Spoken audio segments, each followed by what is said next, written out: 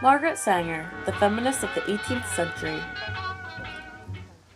Margaret was born on September 14, 1879, in Cumming, New York. Her mother, worn out from raising 11 children, died at a relatively young age of tuberculosis. When Margaret furthered her education, she went to the Claverack College in Hudson, New York, and also studied nursing at the White Plains Hospital. After hearing that one of her patients died from an infection during the birth of her fifth child, she became very interested in informing women of contraceptives and ways to protect their bodies. In the beginning of her fight, most of her efforts were prohibited due to the Comstock Act of 1873, which banned all indecent and inappropriate material, medical or otherwise, from being put into circulation. Throughout Margaret's career, she had many successes.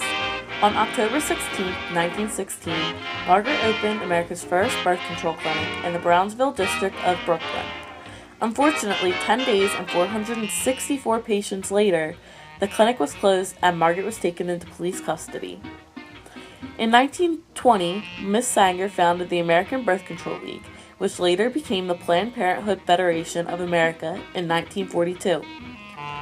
In 1921, she organized the first National Birth Control Conference in New York. In 1923, Miss Sanger opened the Birth Control Clinical Research Center in New York City with the financial aid of Catherine Dexter McCormick to create an oral contraceptive. In 1936, she fought against the Comstock Act so that contraceptives could be mailed to physicians in the case of United States versus one package. In 1960 came the biggest success of them all. The first birth control went on the market.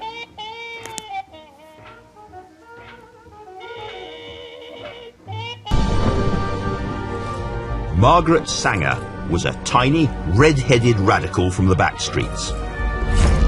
Her name isn't very well known, but she did more to shape today's world than most politicians.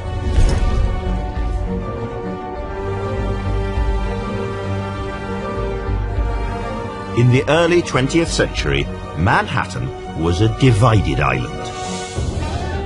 Uptown was swinging, brash and booming, the most fashionable place on the planet. Downtown was very different, a place of old-fashioned poverty.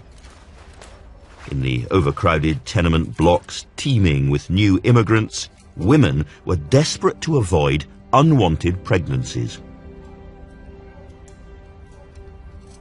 These women were caught in a dilemma, either dangerous, self-induced abortions, or the backstreet abortionist, who could be just as dangerous.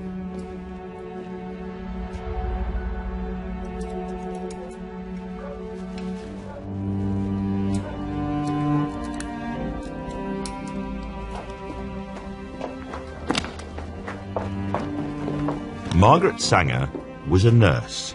She saw the worst, and she thought all women had the right to safe contraception, birth control. You're going to get through this. I shuddered with horror, said Margaret Sanger. I resolved to do something to change the destiny of these mothers whose miseries were as vast as the sky.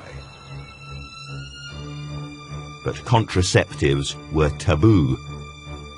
Those who sold them were condemned as purveyors of vice and sin. In 1916, Margaret Sanger opened America's first birth control clinic, here in a poor district of Brooklyn. On the opening day, more than 100 women queued up for help and advice.